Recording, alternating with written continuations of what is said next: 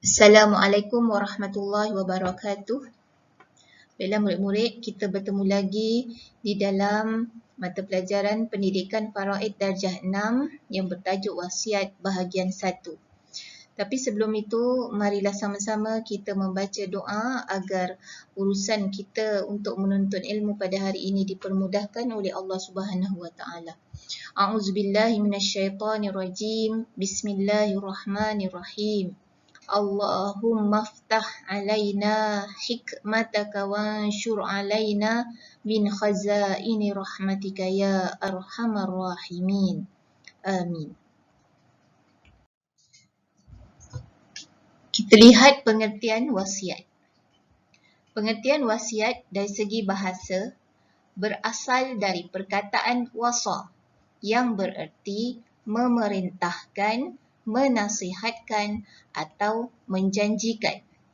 Manakala pengertian wasiat dari segi syarak iaitu ikrar yang dibuat seseorang pada masa hayatnya, iaitu masa hidupnya, ke atas hartanya dengan maksud untuk disempurnakan kebajikan yang dibenarkan menurut hukum syarak selepas kematian.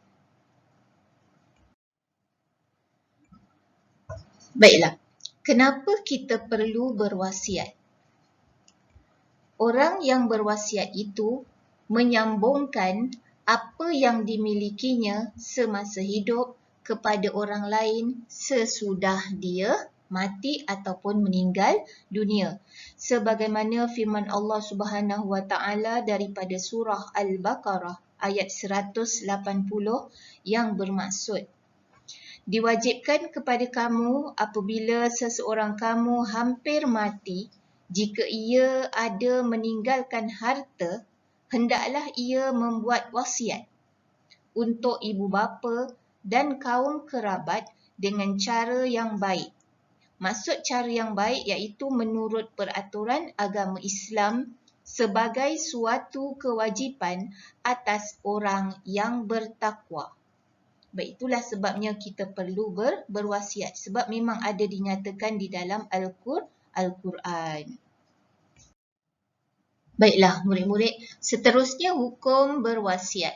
Hukum berwasiat itu terbahagi kepada 5 bahagian, iaitu wajib, sunat, harus, makruh dan juga haram.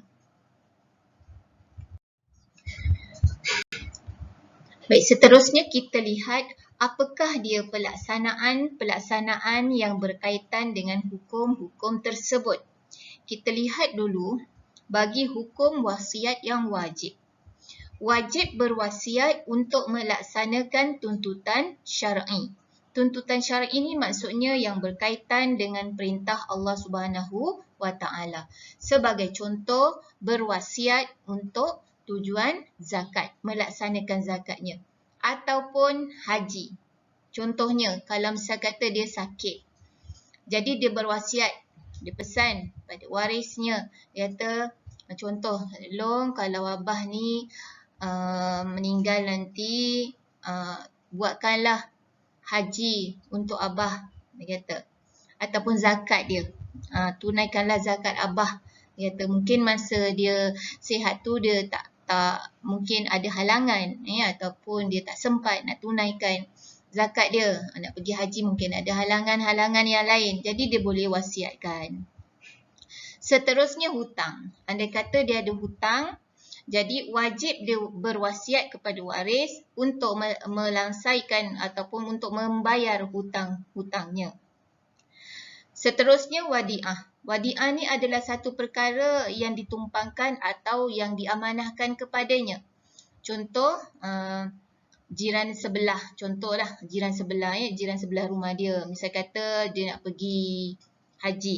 Jadi sebelum dia pergi haji tu, contohnya, dia pun jumpalah dengan ayah kita. Dia minta ayah kita pegangkan duit dia, contoh ada 2,000. Jadi tiba-tiba ayah kita sakit. Jadi dia pun boleh wasiatkan kepada waris, pada anaknya, dia kata tolong nanti kalau pakcik sebelah ni balik, dia kata, ayah dah tak ada, ini ada duit 2,000. Ini adalah duit dia diamanahkan kepada ayah untuk dia, untuk ayah pegang. Nanti kalau dia balik haji, ayah dah tak ada, berilah duit dia yang 2,000 ini. Itu contohnya lah. Seterusnya kita lihat kaitan pelaksanaan yang berkaitan dengan hukum sunat berwasiat. Jadi sunat berwasiat untuk kaum kerabat yang memerlukan. Kaum kerabat ni yang diistilahkan adalah bukan kalangan waris yang mempusakai harta. Kenapa bukan kalangan waris yang mempusakai harta?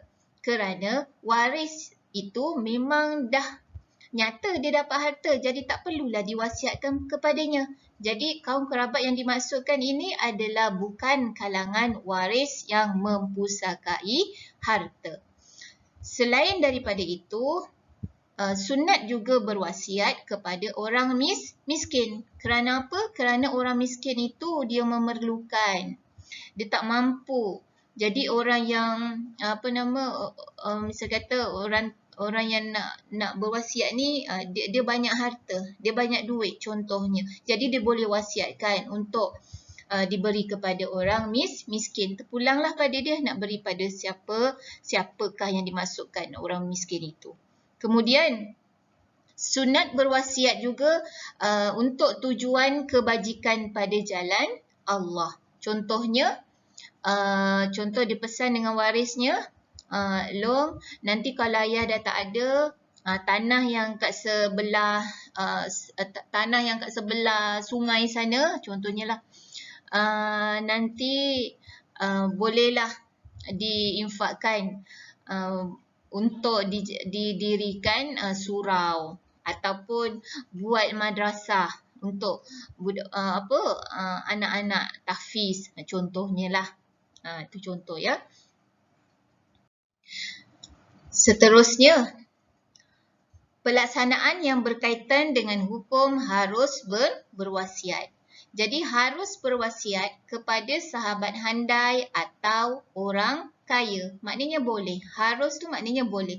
Jadi pewasiat tadi, maknanya orang atau musi, orang yang nak berwasiat tadi, dia boleh nak wasiatkan hartanya itu, sebahagian hartanya itu kepada sahabat handai dia ataupun orang kaya. Tak ada masalah.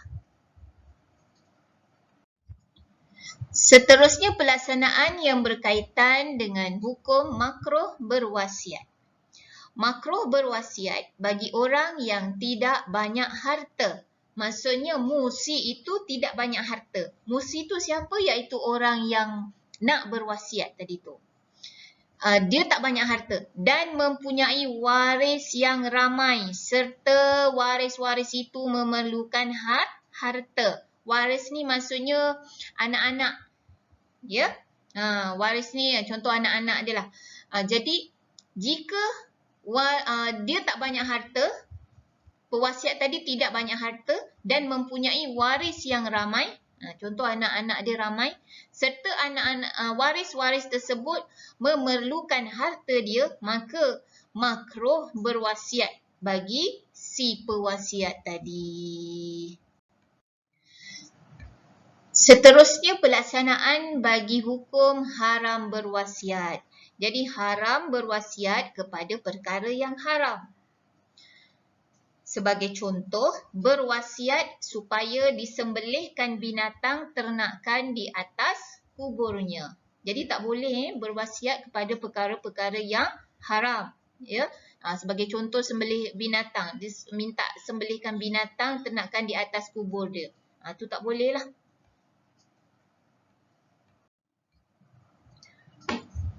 Rukun wasiat. Rukun wasiat ada 4. Yang pertama, musi. Sebagaimana yang saya sebut tadi, musi. Yang kedua, musi lahu. Musi lahu. Yang ketiga, musi bihi. Atau musi bih. Yang keempat, siwah. Baik. Kita kembali kepada yang pertama, apakah maksud musi? Musi ialah orang yang berwasiat. Jadi orang yang nak bagi wasiat itu disebut musi. Kemudian maksud musilahu atau musilah, iaitu orang yang menerima wasiat. Harap faham ya. Kemudian yang ketiga, musibihi atau musibih, iaitu barang atau harta yang diwasiatkan. Nak wasiat mesti ada barang atau harta yang nak diwasiatkan. Kemudian, yang keempat maksud sirah ialah ijab dan kabul. Ijab dan kabul berbeza. Ya, ijab ni maksudnya lafaz beri. Siapa yang melafazkan? Musi yang melafazkannya. Kemudian kabul adalah lafaz terima. Siapa yang mengucapkan lafaz kabul? Musilahu, iaitu orang yang menerima wasiat. Baiklah, murid-murid, sebagai pengakhiran isi pelajaran kita hari ini, saya beri latihan, ya. Latihan yang pertama, tulis erti wasiat dari segi bahasa dan syarak. Yang kedua, senaraikan rukun wasiat. Ada 4 tadi tu. Kemudian yang ketiga, jelaskan hukum wasiat berikut. Dia nak hukum Okey, yang pertama atau alif. Ali berwasiat agar dibuatkan haji untuknya. Apa hukumnya? Ba, berwasiat untuk sahabat atau orang kaya. Apa hukumnya? Yang tadi tu wajib ke, makruh ke, sunat, haram ke, harus ke? Okey. Ta, berwasiat untuk kaum kerabat yang memerlukan dan mereka bukan ahli waris yang mempusakai harta. Kemudian sah, musi yang tidak banyak harta dan mempunyai anak yang ramai. Musi yang tidak banyak harta dan mempunyai anak yang ramai. Apa hukum bagi dia untuk berwasiat? Kemudian yang terakhir, berwasiat untuk perkara-perkara yang haram. Jadi apa hukumnya? Baiklah murid-murid, sekian saja untuk bahagian 1 ini. Kita akan sambung akan datang. Kita sudahi dengan pelajaran kita hari ini dengan wabillahi taufik wal hidayah. Wassalamualaikum warahmatullahi wabarakatuh.